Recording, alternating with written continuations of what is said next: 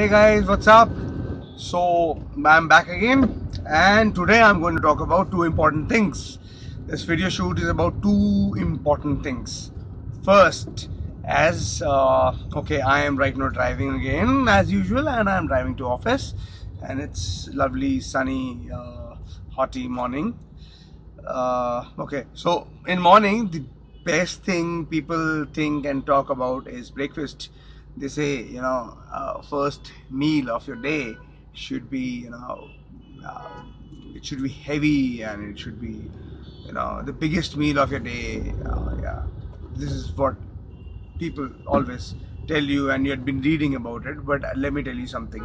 As I have covered in my previous videos and other videos as well, as I have always mentioned, that I am not going to talk about bro sciences. I'm not going to talk about the things that are there in market, but I'm going to talk about in reference to the science, right? Science. Yes, I love science.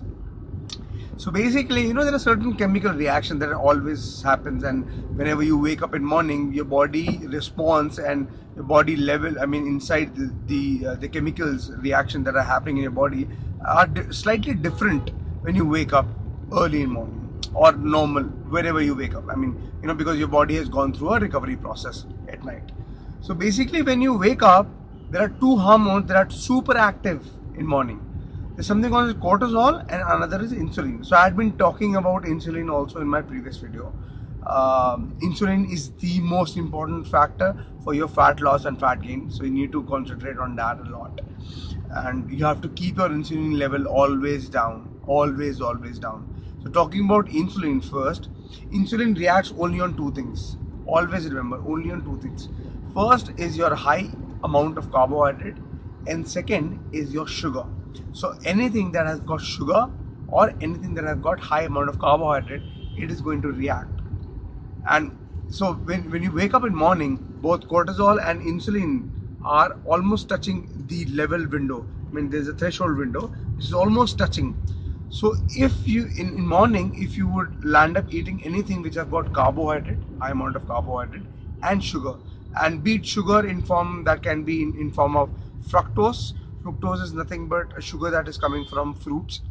Uh, it can be your normal carbohydrate from bread or pasta, or let's say roti or paratha, or likewise, other sources of carbohydrates are there, and people tends to have sandwiches or whatsoever you happen to have been having, or probably oats, or let's suppose, what do you call it, cornflakes.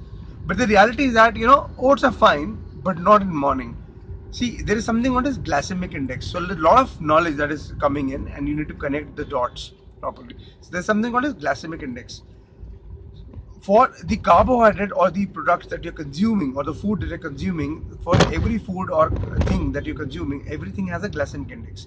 If the glycemic index is too high, then it is going to react on your insulin very quickly. Apparently rice and oats glycemic indexes are little low in comparison to other carbohydrate sources.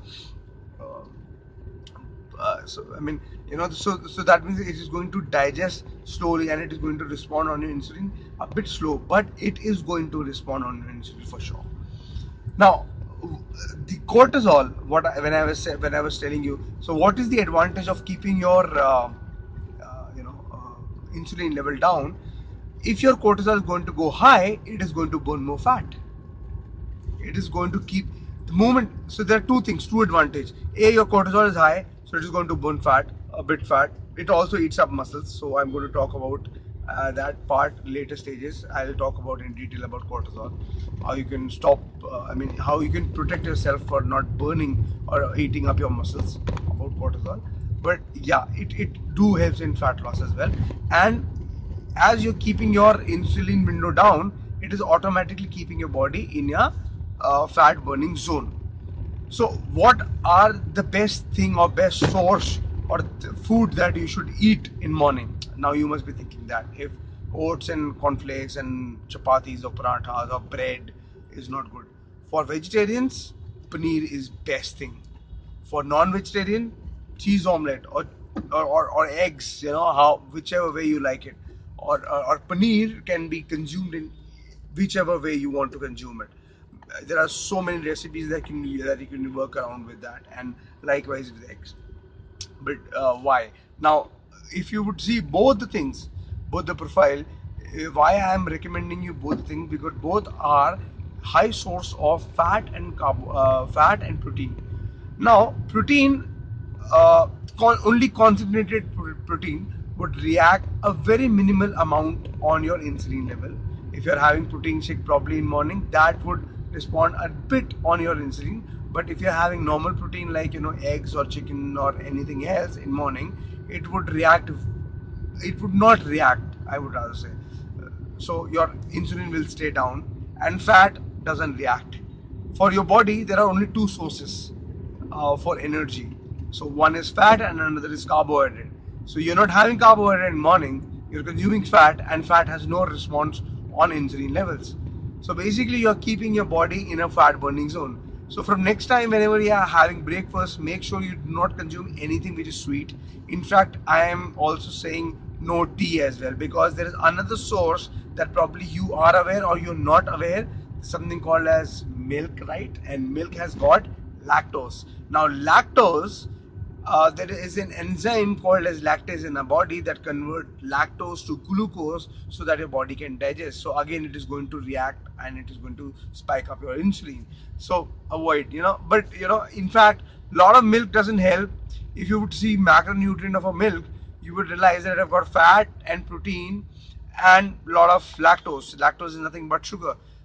Byproducts are good, like paneer, like cheese, dahi, curd, hung curd.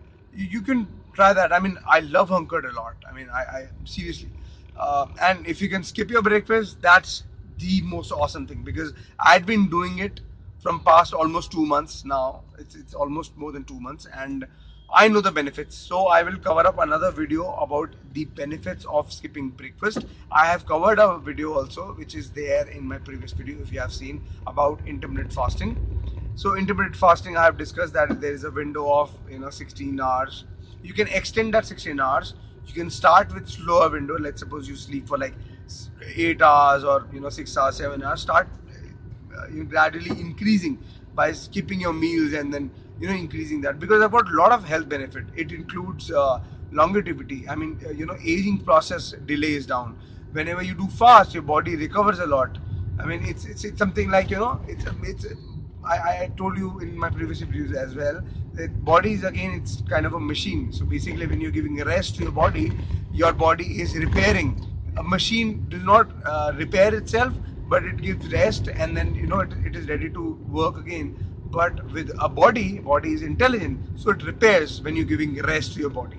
So it is very good, and I will be covering a detailed video about fasting, how long you can fast and what are the benefits and all that. And I have done that, so I will be talking about my own personal experience.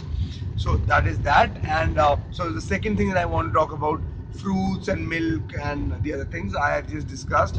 So or I would rather say, if you want to have milk, if you have a person intact with you who can help you to get the real milk, the cow milk, directly from cow, that is better, because that would have more enzymes. Milk consuming from these packets that I mean, getting from that packet. So guys, understand. You might have seen there are categories, that double tone, skim. How they are making it. I mean, cow doesn't produce that kind of milk, right? It doesn't say that, okay, now I'm going to produce double tone milk, or skim milk, or full fat milk.